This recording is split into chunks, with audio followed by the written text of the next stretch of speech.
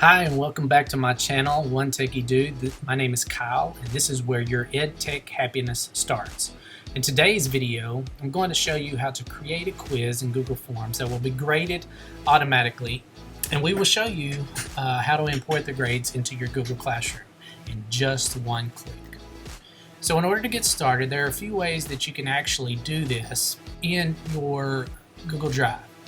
Essentially what we're going to be doing is we're going to be looking at it from a standpoint of where we're creating a quiz from your Google Classroom. Now, if you already have a Google form that you've used in the past, of course you can attach it to your Google Classroom. That won't be a problem. But what today's lesson will be is actually creating a Google form or a quiz within your Google Classroom. So what I want to do is go ahead and open up my classroom that I want to be using the quiz. I'm going to go to Classroom and then I'm going to hit Create. So I want to hit on this quiz assignment. Now, once I get on this quiz assignment, there are a few things that you can automatically see with this. That it automatically creates a blank quiz for you. And so that's where we're going to go in and we're actually going to edit this. We can add the title, the instructions.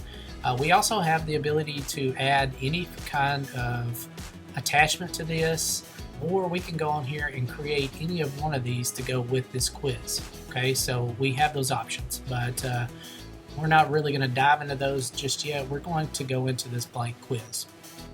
So what I want you to do is go ahead and hit on the blank quiz, and what you will see is that a blank Google form will pop up. Okay, so this is going to be your blank quiz. Now, what we're going to do is actually start off by customizing this in a couple different ways, I guess. You can actually see that we have a purple background now, so this is going to be the default. But what you can do is actually go up here and add different themes in certain ways. Okay. So if I go up here to the top where I have these options, I can see that I can customize this theme. Now I can change the background color. I can actually add my own by this pinwheel of colors and so forth, but I can also choose an image. Okay, now you can go and create your own image. I've actually done that.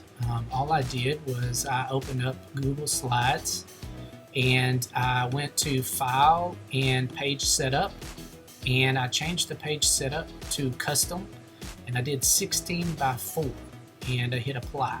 So this is actually the dimensions that you would need to use this for a header. Okay, so what I would do then is actually go and hit File, and then I want to download as a PNG. Okay. And that's going to save it down into my downloads. Now, once I get back to my Google Classroom, so I can go here to choose image. I can choose for any of these that Google has already given us. Okay. I can choose from my photos, or I can browse. All right. And so what I want to do is I want to go and find this one that I created, which was called Google Forms header. There it is. Hit open, and you can see that it will go ahead and it will pop up in here, and I can crop that if I want to, but since it's already at the dimensions that I need it to be, I'm going to hit done, and it will add the header for me. Now you'll see that it changed the background color. I still have the options to go and change it, but what it does is it automatically chooses the colors that are basically in that design that you created. So that's how you can go and change your thing. Okay, so in creating your Google form, the next thing that you're gonna want to do is actually go in here and give this a title, and then I can give my students any kind of descriptions that they may need to use or to follow along with this. Now, there are a couple of different things that we need to look up here at the top. I have the I, which is a preview method. So if you wanted to actually see what the students are going to see, you just go up there and hit this eyeball, and it would take you to a preview and show you exactly what the students are going to see. What I want you to click on now is I want you to click on settings, and these are a couple different things that you need to look at whenever you're doing these. Okay, for me, whenever students do these quizzes, I always like for it to click the email addresses of the students taking that. It just helps me stay organized. I don't really need any response receipts, but I always like for them to just send email just so I can confirm that it is the student. I want to check this because it does restrict users to just our domain. So that means that they can't use their outside Gmail in order to take this quiz. They would have to use their @student.centralisd email.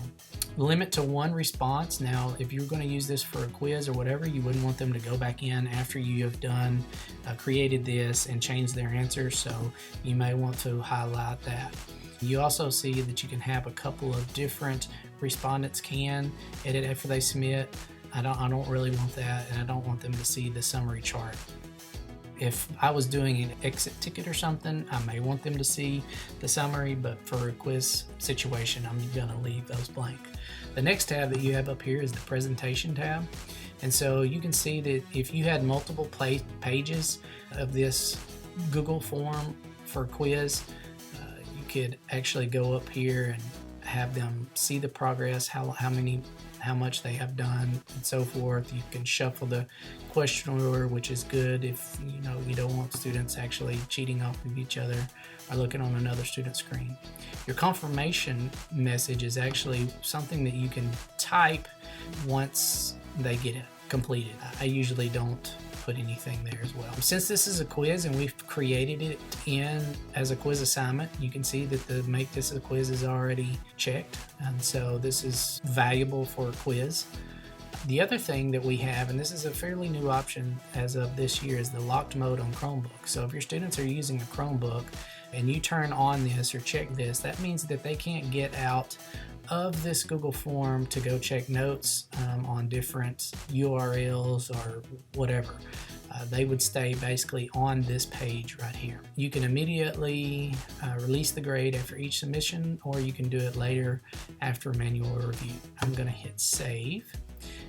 We can start with question 1. If I was checking a math question, I may do just, what is 3 times 3? If I hit this drop down, you can see all the different choices that I can choose from. Okay, I'm gonna keep it multiple choice. 1, we're gonna do 6, we're gonna add 9. So whenever you're creating this quiz, you go down here and hit this answer key, and you want to go in here and make sure that you put the correct answer. Okay, so this will automatically grade for you. I can also tell me how many points I want this to be worth. So let's just say that I wanted this to be worth 5 points. I can hit done. I now know what the question is. Google knows what the answer is, so it's automatically going to grade for this student. Down here at the bottom, let's say that I wanted to create another multiple choice question. I can just hit this duplicate button, and you can see that it changes that right there. And then let's just say that I wanted to go and add, and then I can go and change all of these. And what I can do is go back into the answer key and change it from 5 to 4, one worth 5 points, and hit done. Okay. I also can look over here. If I wanted to trash that question, I could. I can also require that. That means that the student has to answer it before they go on. The next thing that we're going to look at is that we have all of these different things over here to the side. So let's just say that I had an image that I wanted the students to look at. I could add an image here. I could actually add a video. I could add titles and descriptions. I could import questions from different things and so forth. So what I'm going to do is just go add a different question, and I want to make this a checkbox. Okay, and I'm just going to make this true or false, and I'm going to hit on the enter key, hit true, give it 5 point worth, and so forth. So now I have 3 questions. Okay, and I want to make this required. Now let's say that there is an image that I want to go and import in here. I can go here and I can go out here and search images.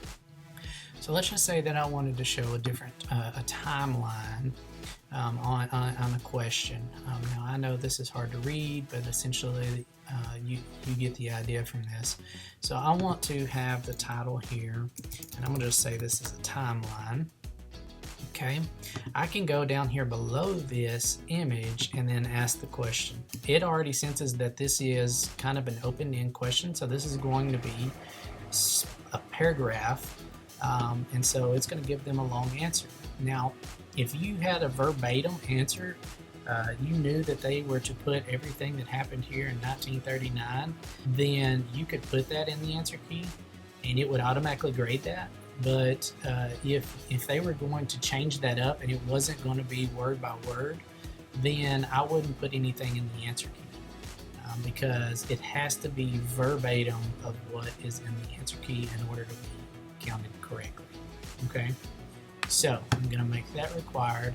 And let's just say that I want to go up here and see what the students would see. I can hit on this preview and I can see that this quiz is now here. You can see that it changed up the order of this, and that's because in my settings I did shuffle order. So if I was going to have a timeline or something of that nature, I would need to make sure that I uncheck that shuffle question order, that I want it to show up just like I created it here. So if I go back here after I uncheck that and hit preview, you can see that it is now in the correct order. All right, so you just got to play with these settings for a little bit.